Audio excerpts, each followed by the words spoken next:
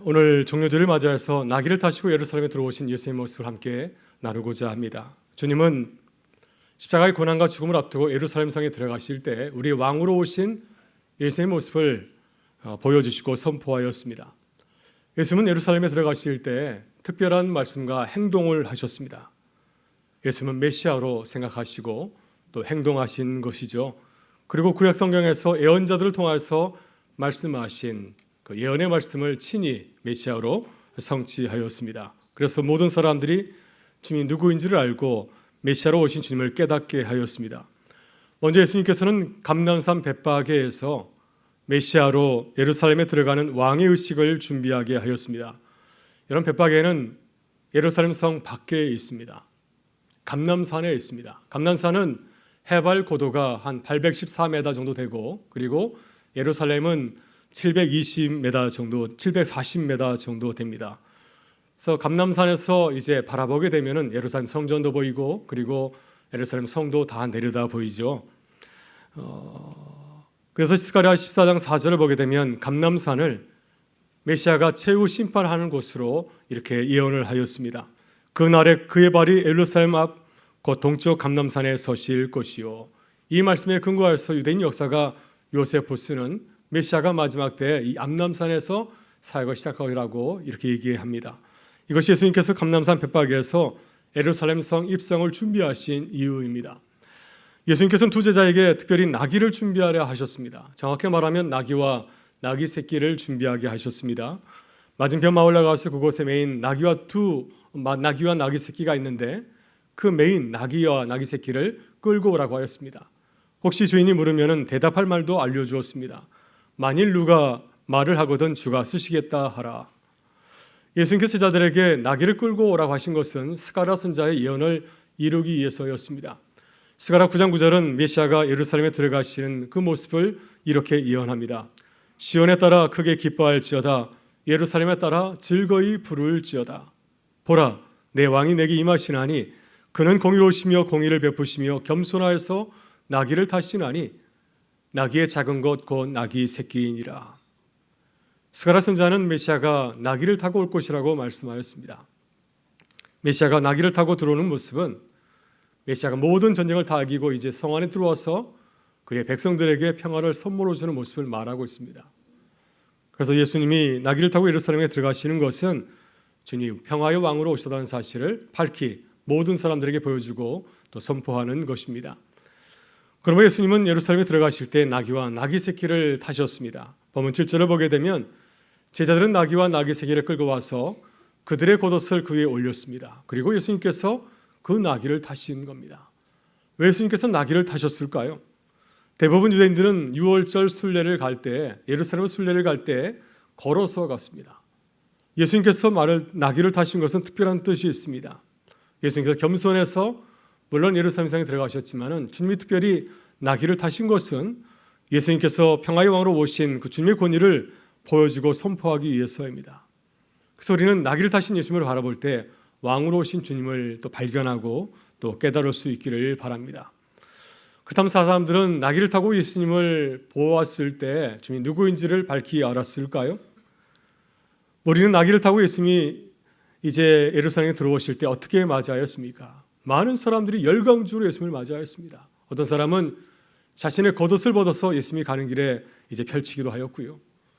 또 어떤 사람은 나뭇가지를 꺾어서 주님이 가는 그 걸음 위에다 그 나뭇가지를 던졌습니다. 그리고 사람들은 주님의 앞과 뒤에서 따르면서 소리를 높여서 주님을 찬양하였습니다. 호산나 다윗의 자손이여 찬송하리로다. 주의 이름으로 오시는 이여 가장 높은 곳에서 호산나 하면서 찬송하였습니다. 왜 사람들이 자신의 겉옷을 벗어서 예수님 앞에 던졌을까요? 여러분, 옷은 그 사람의 신분을 가리키지 않습니까? 그 옷을 입은 사람을 상징하고 있습니다. 내 옷이 다른 사람 앞에 놓이는 것은 그 사람에 대한 복종을 의미하고 있습니다. 길바닥에 내 옷을 까는 것은 그 일을 걸어가는 사람을 존경한다는 그런 표시입니다. 그래서 사람들이 자신의 옷을 예수님께 던진 것은 주님을 나의 왕으로 추대한다는 뜻을 담고 있습니다. 왜 사람은 또한 나뭇가지를 꺾어서 길에 던졌을까요? 요한복음 12장 12절을 13절을 보게 되면 이 나뭇가지들이 종려나무 가지라고 말하고 있습니다. 신구약 중간 시대에 기록된 마카비서 1서를 보게 되면 유다의 아들 시몬이 이제 시리아와의 전쟁을 치르고 승리하여서 개선 장군으로 이제 성에 들어오게 될 때 많은 이스라엘 주민들이 그 앞에 종려나무 가지를 던졌습니다. 따라서 우리가 주님에게 종려나무 가지를 던진 것은 주님께서 메시아로 오는 것을 환영한 것입니다. 장차 주님께서 우리를 위해서 전쟁 가운데 그 승리를 거둘 것을, 메시아의 승리를 거둘 것을 기대하면서 주님을 그렇게 종려나무 가지를 던지면서 맞이한 겁니다. 구절을 보면 우리는 시편 찬송을 하였는데 역시 예수님을 메시아로 바라봤기 때문입니다. 우리가 부른 찬양은 시편 118편 25절과 26절의 말씀인데 이렇게 증거합니다. 여호와여 구하옵나니 이제 구원하소서. 여호와여 우리가 구하옵나니 이제 형통하게 하소서. 여호와 이름으로 오는 자가 복이 있으며 우리가 여호와의 집에서 너희를 축복하였도다. 이 시편은 순례자들이 예루살렘 성에 올라가게 될 때 마지막으로 부른 시편 찬송시입니다. 호산나 라고 사람들이 노래를 불렀는데 그 뜻은 무엇인가요? 제발 우리를 구원하소서 하는 뜻을 담고 있습니다. 그래서 이스라엘 백성들은 어려운 일을 만나게 되었을 때, 전쟁으로부터 외세로부터 구원을 호소하게 될 때 이 기도문을 외쳤습니다. 우리는 예수님을 어떻게 외쳤습니까? 예수님을 다윗의 자손이라고 외쳤습니다. 이 호칭은 아무에게나 쓰는 호칭이 아니라 오직 메시아에게만 쓸 수 있는 호칭입니다. 사람들은 나귀를 타고 예수님을 바라보면서 스가랴가 예언할 때 예언한 그 메시아를 기대하였던 것이죠. 그래서 주님을 바라보면서 메시아의 다윗의 자손이라고 주님을 부른 것입니다. 우리는 또한 주님을 향하여서 호산나라고 외칠 때 이 호산나를 받으실 분이 누구인지를 분명히 말씀하고 있습니다. 그 대상을 가장 높은 곳에서라고 말하였습니다. 이 표현은 가장 높은 곳에 계신 하나님을 의미하고 있습니다. 여러분, 유대인들은 하나님을 함부로 부르지 않았습니다. 하나님을 부를 때는 은유적으로 불렀습니다. 어떻게 피조물이 거룩하신 하나님 이름을 담을 수 있을까? 이것을 피하였습니다. 그래서 하나님을 은유적으로 말하였는데 가장 높은 곳에서가 바로 하나님을 가리키는 말입니다. 우리는 주님을 바라보면서 지극히 높은 곳에 계시는 하나님을 생각하면서 주님을 향해서 외친 것이죠.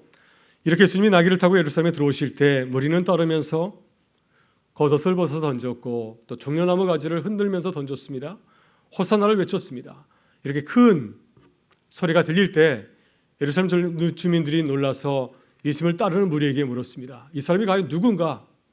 이 사람이 누구길래 이렇게 크게 그를 환영하느냐? 라고 물었을 때 무리가 이렇게 대답하였습니다. 갈릴리 나사렛에서 나온 선자 예수입니다. 신명기 18장 18절을 보게 되면은 하나님은 마지막 때 모세 같은 선자를 약속하였습니다. 이렇게 말씀하십니다.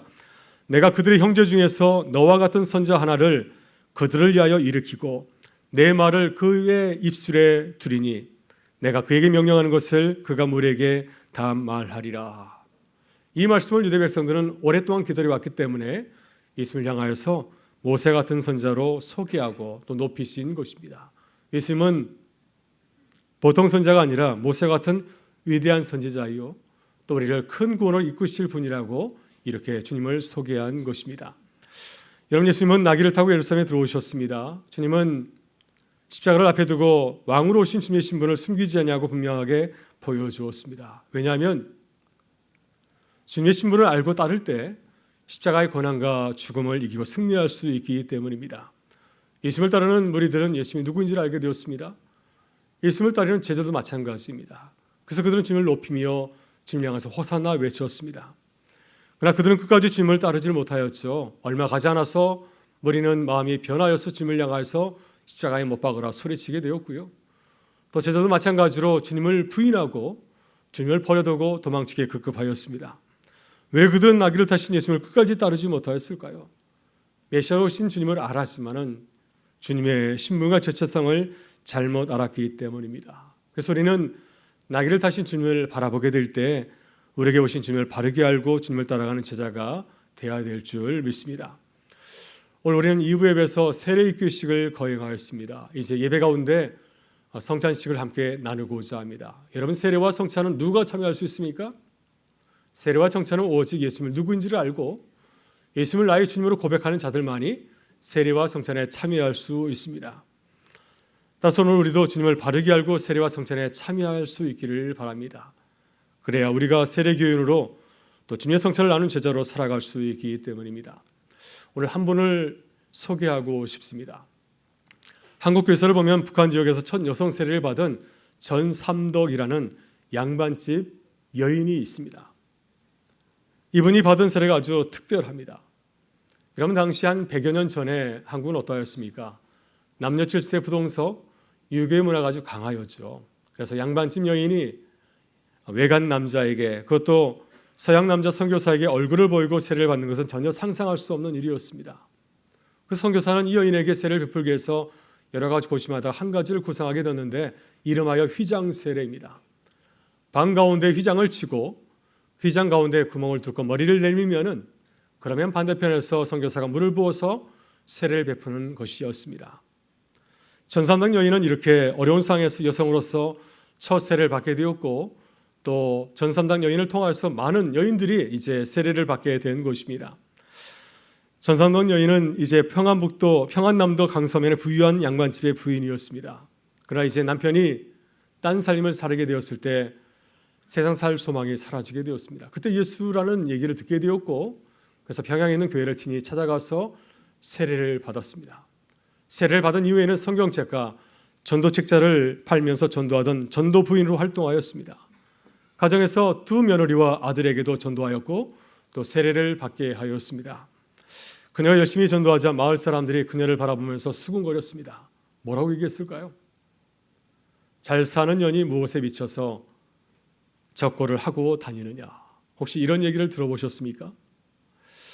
이런 비방과 조롱을 받게 되었을 때 전사덕 여인은 마을 사람들에게 이렇게 대답하였습니다. 내가 예수 믿기 전에는 자유하지 못하였는데 이제 예수를 믿고 난 이후에는 이처럼 기쁘고 행복한데, 아직도 그 기쁨을 알지 못하고 살아가는 이 땅의 여인들에게 자유와 해방의 복음을 전하여 그들도 나와 같은 기쁨을 누리게 하는 것이 또한 좋은 일이 아닌가. 참 아주 멋진 대답을 하지 않았습니까? 근전을 전도부인으로 파송하였던 선교사 에스틴은 1903년 선교복을 하면서 전섬동 여인을 이렇게 소개하였습니다. 전도부인은 충성을 다해 일하고 있습니다. 우리의 신실한 전삼덕은 좋은 집을 버리고 이 황량한 곳에 와서 훌륭한 전도인으로 교사로서 놀라운 성공을 거두고 있습니다. 서너 명의 여자아이를 가르치고 있으며 그의 노력으로 많은 사람이 그리스도의 삶으로 인도되고 있습니다. 1925년 이제 그녀가 예수를 믿은 지 30년이 지났을 때 전삼덕 여사 전도 30주년 기념식이 열렸습니다. 그녀를 전도해서 세운 교회가 한 9교회 되었는데, 이 교회들이 함께 모여서 이 전삼덕 여인의 그 삶을, 그 전도의 사역을 축하하는 귀한 기념식을 갖게 된 것입니다. 이 기념식에서 이 전삼덕 여인은 자신의 삶을 이렇게 정리하고 소개하였습니다. 나는 눈이 있어도 보지 못하였고, 귀가 있어도 듣지 못하였으며, 입이 있어도 말하지 못했습니다. 그러나 예수를 믿고 난 이후에는 나는 자주한 인간이 되었습니다. 독립하는 인간의 삶을 살게 되었습니다. 예수를 믿고 난 이후에, 세례를 받은 이후에, 주님의 성찬에 참여한 이후에 나의 삶이 이렇게 달라졌다고 그는 감격스럽게 자신의 삶을 이야기하고 또한 고백하였습니다. 오늘 우리는 주의 이름으로 세례를 베풀었습니다. 우리 모두 세례를 받지 않았습니까? 우리는 또한 주님의 성찬을 먹고 나는 제자들입니다. 주님께서 우리를 살리시려고, 우리에게 참 자유를 주시려고 나귀를 타고 예수의 삶에 들어가셨고, 또 십자가에 달려 죽기까지 하셨습니다. 그 진한 주님의 사랑을 깨닫고 새롭게 주님을 알아가실 수 있기를 바랍니다. 그래서 날마다 주님의 제자로 살아가는 기쁨이 우리와 함께 하실 수 있기를 주의 이름으로 축원합니다.